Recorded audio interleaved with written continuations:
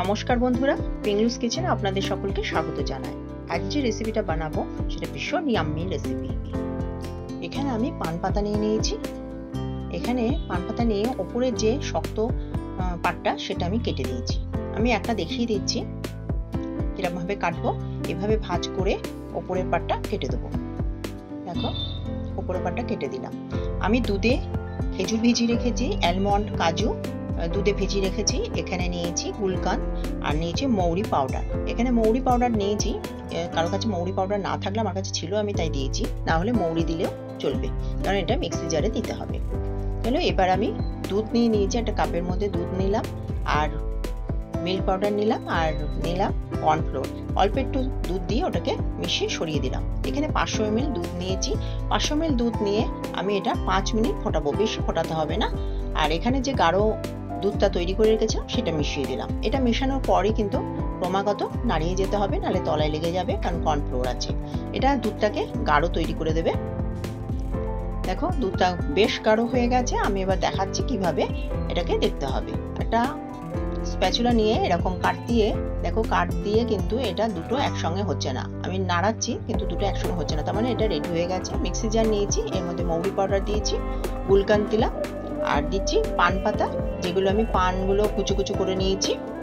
আর নিয়েছি এখানে কাজু, অ্যালমন্ড দুধে ভেজানো, সেগুলো নিয়েছি, আর 1 চামচ দুধ দিয়েছি। আবার খেজুরটাও নিয়েছি, সেখানেও আমি 1 চামচ দুধ দিয়েছি। এগুলো ভিজিয়ে রাখলে কি হয়, খুব তাড়াতাড়ি ভালো পেস্ট হয়।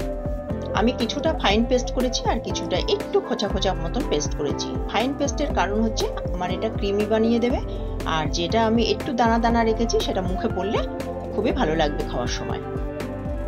এটা মিশিয়ে দিচ্ছি, একদম ক্রিম হয়ে যাচ্ছে। দেখো, যতটা আছে আমি ততটাই মিশিয়ে দিলাম।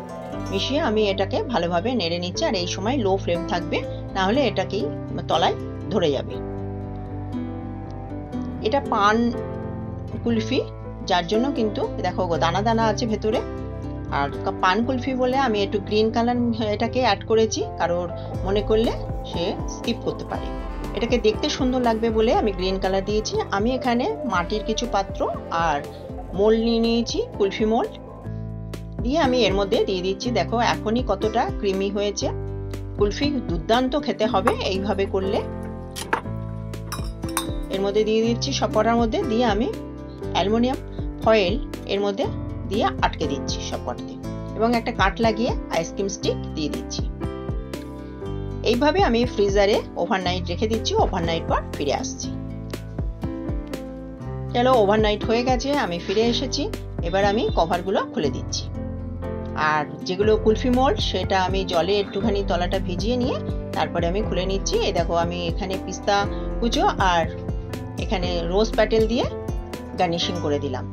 এই যে কুলফি মোল্ড থেকে যেটা বার করেছি সেটা দেখেই বুঝতে পারছো কতটা ক্রিমি হয়েছে। আমি এখানে পিস্তা কুচো আর দিচ্ছি এখানে রোজ প্যাটেল।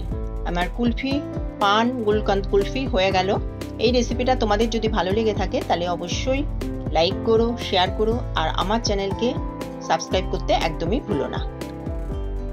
এটা কতটা ক্রিমি হয়েছে, খেতে কিন্তু দুর্দান্ত হয়। আর খাওয়ার পর আমরা সাধারণত পান খাই, তো এইটা যদি খাওয়ার পর খাওয়া হয় তাহলে কিন্তু মনে হবে যেন আমরা পান খাচ্ছি, কারণ এর মধ্যে গুলকান্ত মেশানো আছে। মিষ্টি পানে গুলকান্ত মেশানো থাকে, আর গুলকান্তের রেসিপি আমার দেওয়া আছে, আমি লিঙ্ক দিয়ে দেবো। আজকে এই অবধি, অন্য কোনো রেসিপি নিয়ে অন্যদিন হাজির হয়ে যাব। ধন্যবাদ।